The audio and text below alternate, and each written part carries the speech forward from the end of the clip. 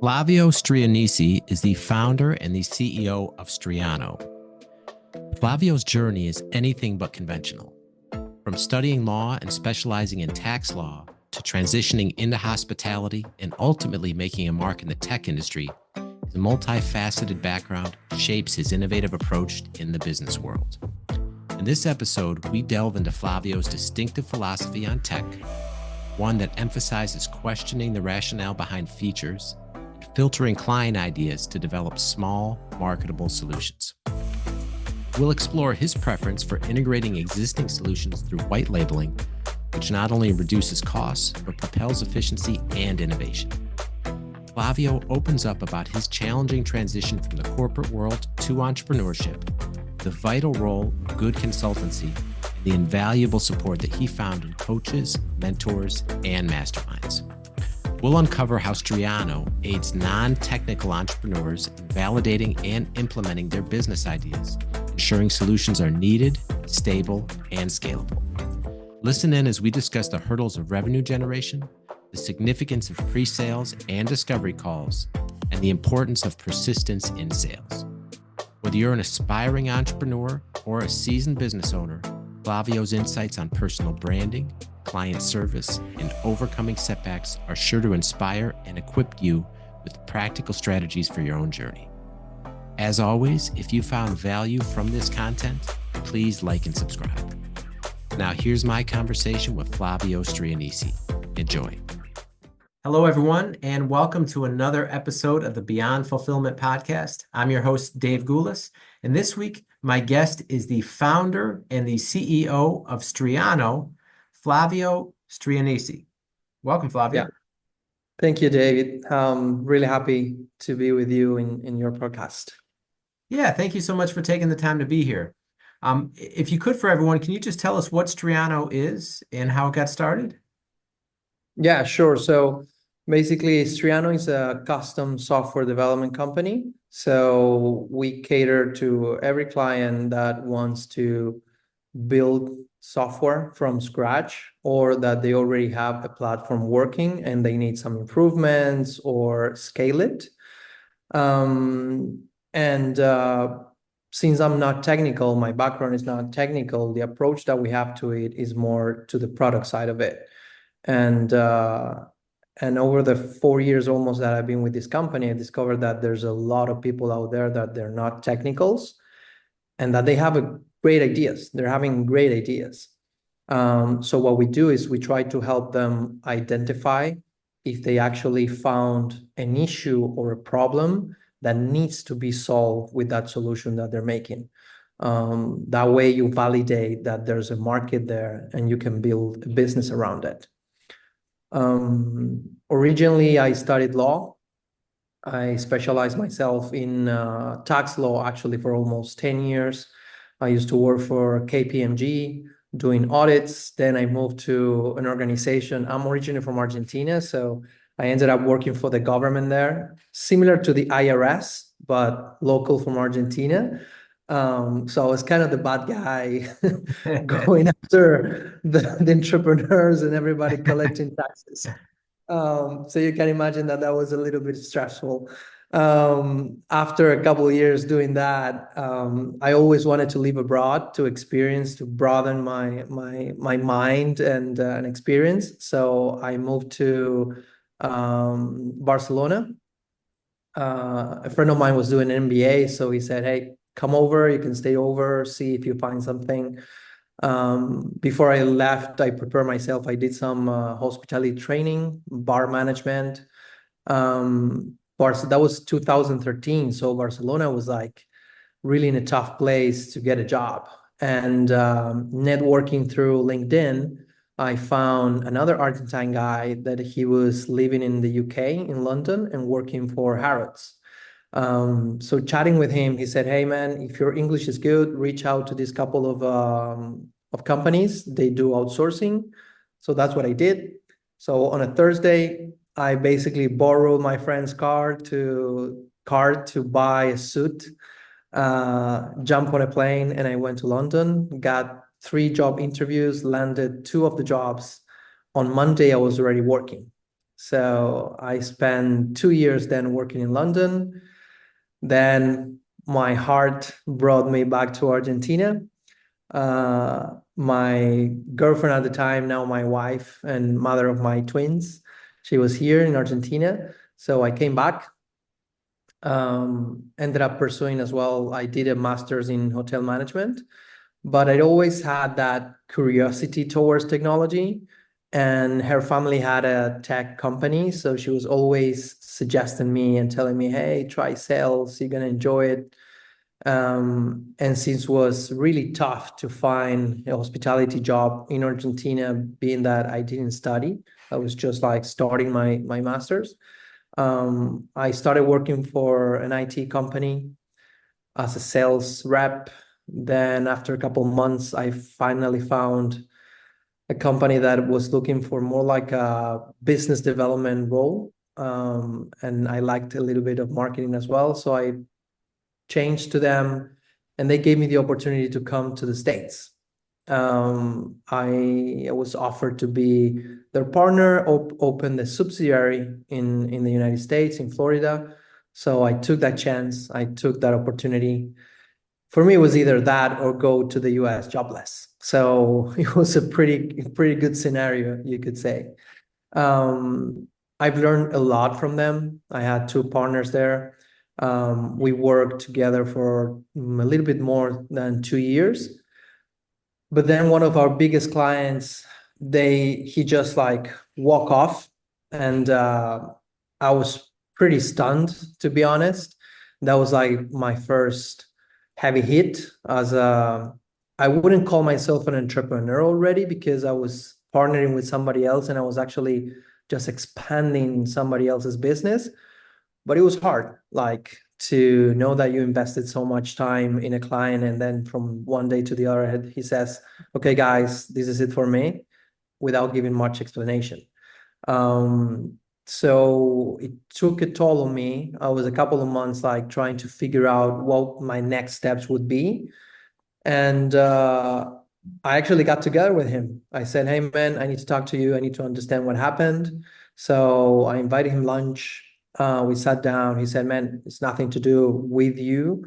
It's just like my goals were different. My business was going somewhere else." And that I think was one of the biggest lessons that I think I've learned and that I can pass on is like, do not take it personal. Is like business is business.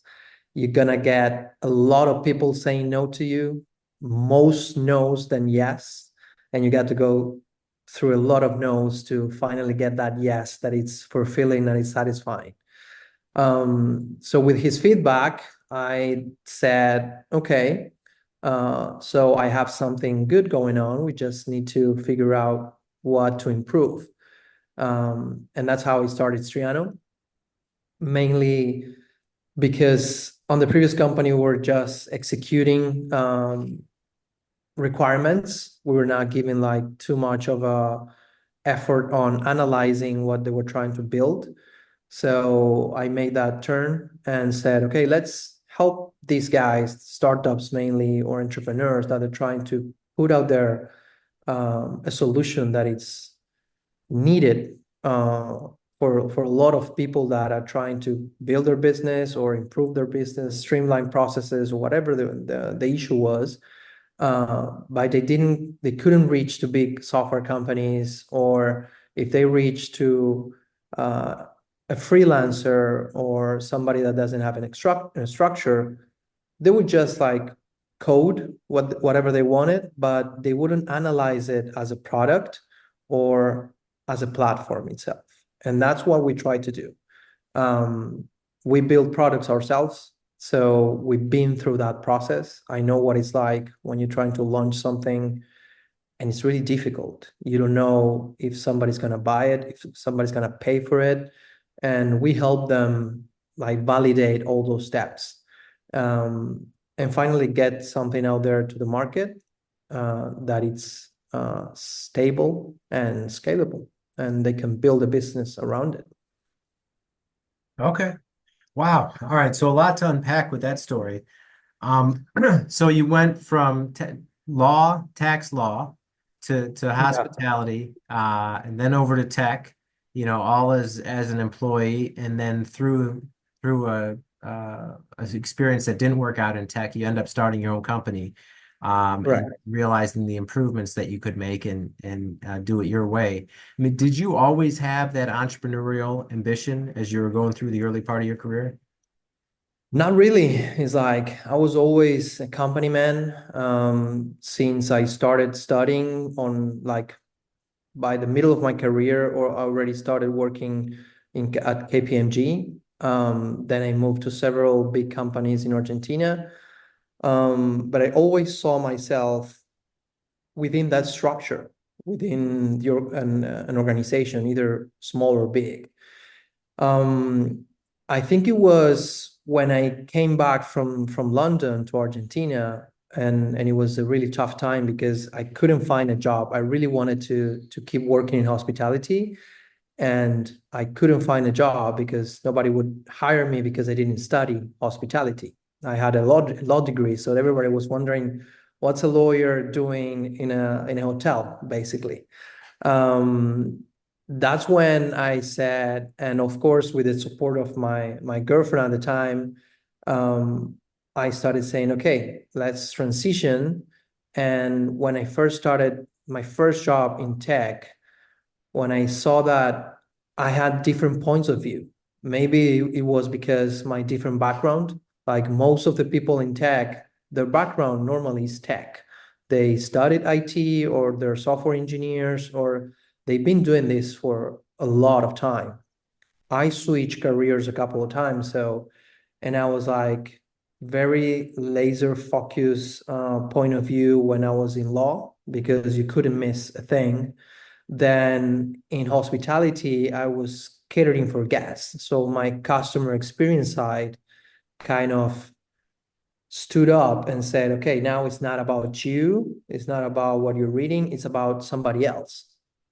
So combining those things, when I came into tech, I kind of found an opportunity, because most people, they were just worrying on reading the requirements, trying to get that done as is. They wouldn't ask themselves, okay, but why are you building this feature like this? Did you ask somebody, some users, potential users, early adopters, that that's the way to do it? So I had a lot of questions that my partners at the time, or the team that I was working, they were not doing. And for them was a little bit annoying that I was doing all these questions with the client as well. And for the client was like actually valuable, because most of them, they come with big ideas and they want to do it all, and it's not cost effective. So most of them had a limited budget, but they wanted to do it all. So on my end, it was like, okay, let's try to reduce it. Let's try to filter down what you're trying to do, and put out there in the market something small, but that is solving the issue that you encountered, and that somebody's going to pay for you to solve their problems. Um, and that formula is the one that it's been working for me and Striano all these years. Wow, that's really interesting. So, like you said, you're basically an outsider to tech with a totally different background. So the law gave you your attention to detail. The hospitality really gave you that customer-centric point of view to really be focused on someone else.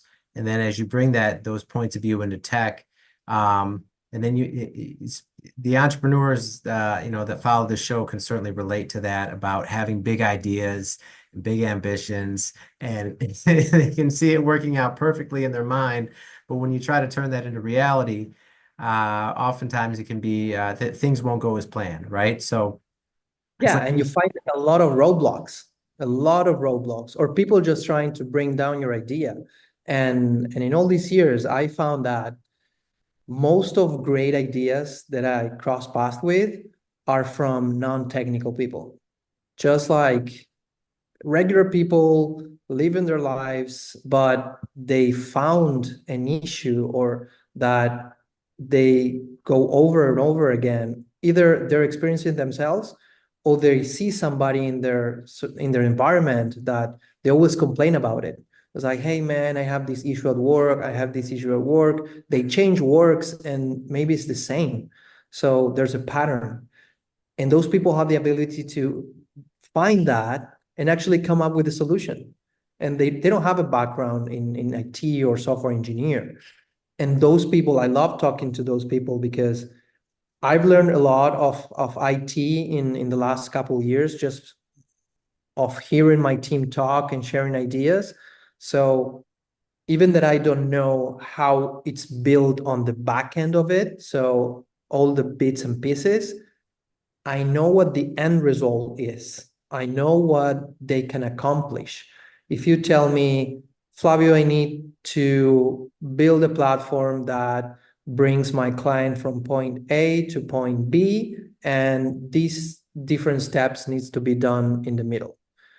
And I have a broad idea now that that's possible with technology. So I can double click on each of those steps and keep asking questions. And most entrepreneurs, they don't know what technology can do. And let me tell you right now, technology can do almost all, or not, or yeah, all. It's just a matter of budget. It's just a matter of a good consultancy and try not to reinvent the wheel sometimes. Because a lot of companies, they do want to build everything from scratch. So what we try to do different is try to save costs, but and sometimes integrate with something that is already built. The last couple of years, there's been a trend of, and probably you heard about it, of white labeling. And it's basically somebody building a platform. It's their own, but they offer it to you, to me, and to different people, white labeled, meaning that they don't put their brand on it. You can put your brand on it and sell it as your own. So you can hone on those as an advantage, as an accelerator to get from point A to point B and reduce costs. And even that, a lot of people say that it goes against my business. I say no, because that integration, it's one piece of the puzzle. Then to integrate that tool with another tool, and then finally orchestrate everything together with something custom, that's where my team and I come in. And that's where we put value to the process. Attention manufacturers and e-commerce sellers. Is fulfillment a headache for you? Whether you're fulfilling in-house and you know you need to outsource, or you're with another 3PL, you know you deserve better service. Easy DC 3PL can help. We offer personal service, fast response time, and we're flexible to meet your unique needs. Get in touch today and find out how we can help you. Okay. So now you have this awakening, like, wow, I could really do this myself. You know, you have your lessons learned from the previous tech company and how that fell apart. Now you're going out on your own. So for someone that had a corporate career all this time to jumping in full, with both feet and starting their own business, what was that process like? It was tough. Let me tell you, it was really difficult because being an employee, you have a lot of structure. So you belong to an organization that has process in place, that you have people that support you. You have people that you can go to with questions and doubts and sometimes new ideas. When you start by your own, it's just yourself, the mirror, and your thoughts. And sometimes that can get really tricky. But my biggest challenge, I would say at the beginning, was to get organized and start building little habits, like little things that I needed to do every single day in order to move forward. Otherwise, at the beginning, it's like, hey, I don't have a 9 to 5 job now. I can get up whenever I want. I can go to work whenever I want. But then at the end of the month, and you don't cut the bills, or you don't have enough money to cover for your labor costs and whatever, then it gets tricky. And you're forced to start doing some things that you didn't think you had to do. So for me, it was all about getting organized. At the beginning, it was really difficult for me to ask for help and delegate, because basically it's like you don't trust that somebody else is going to do the job the same as you do it. But what I discovered is that that's a good thing, because then if I delegate, I can basically cater more clients, so I can help more people. And if somebody's doing something and let's say, before I was on, I always like to do these comparisons, like the street view and the Google Earth view, right? So I was on the street. I was in the middle of operations, and I was missing a lot of details or big pictures. Once I started delegating operations and mid management and head of departments, I like elevated myself to a role where I'm overseeing everything, and I can pinpoint some things that actually help the project or the client, that people that are so close to it, they don't see it, because they work daily on that, and they're not thinking some other way. It was really difficult to get to that point, and I didn't do it by myself. I had coaches, I have mentors, so I did mentorships, masterminds, everything out there that people see on social media. I can tell you a lot of those work. Like for me, having a mentor, having somebody that I can go and talk to that has more experience than me, that built a couple of businesses and it's been doing good, it was probably one of the best choices that I made. Wow. Okay. So you had to get organized and really develop some new habits and get used to just being on your own as an entrepreneur.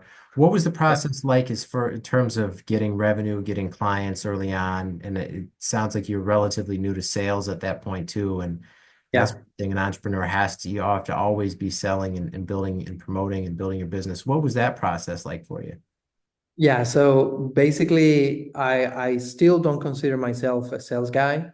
I do love to be in meetings with clients and the discovery calls. So I would consider more myself like a pre-sales than sales.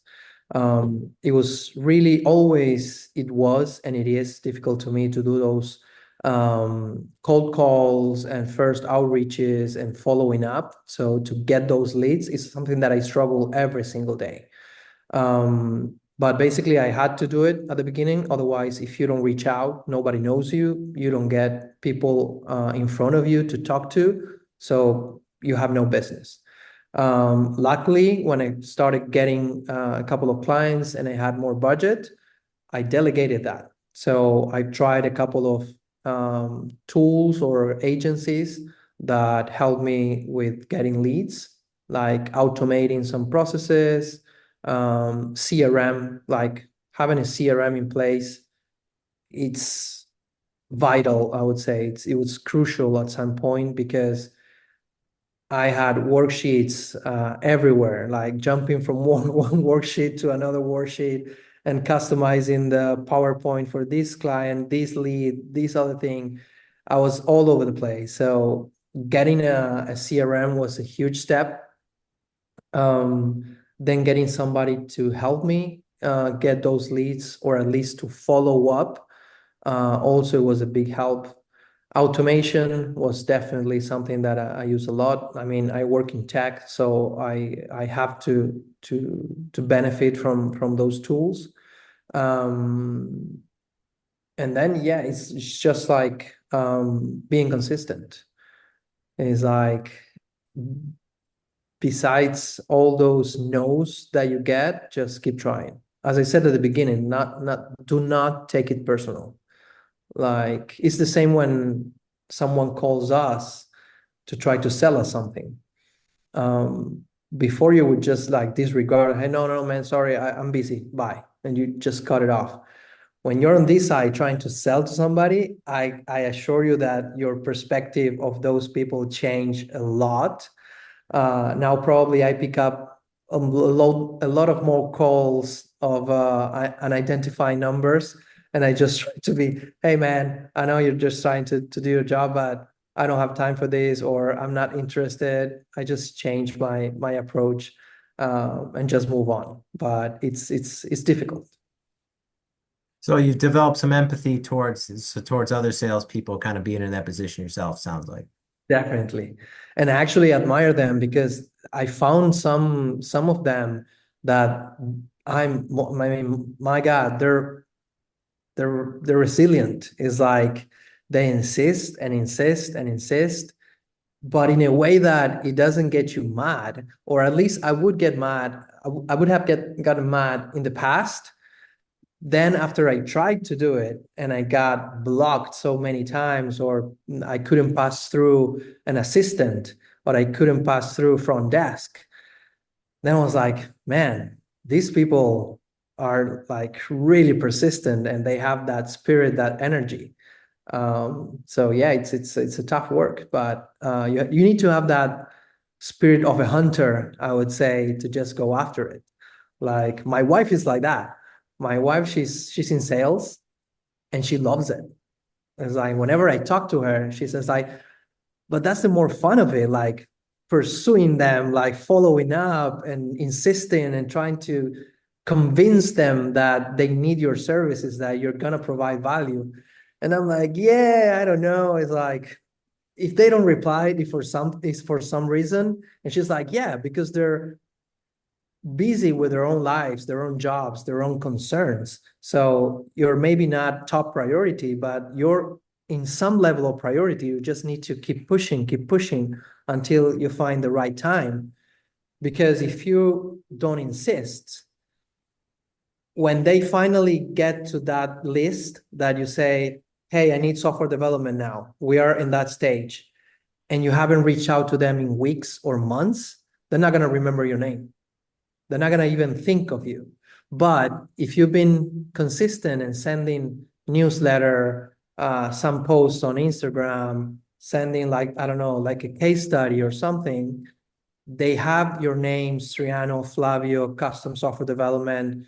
It's all around them. It's there, you're feeding that to them. So when they come to that priority list, they say, hey, there was this guy that was like spamming me or annoying me with all these messages, but they do software development. Let's reach out, let's ask them. And when you see it that way, it kind of makes sense. But it still doesn't make it any easier. Okay.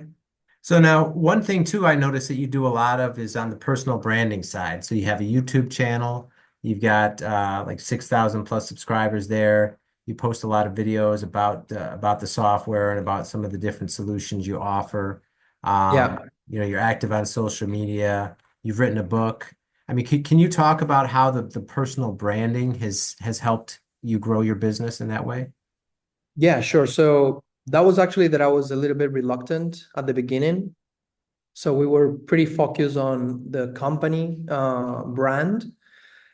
But then when I started talking to marketing professionals, PR professionals, and actually started opening my eyes and see what CEOs of big companies were doing, like Apple, Microsoft, Adobe, Nvidia, Twitter, all of those guys, if you check their social media, those people have more followers than the actual company.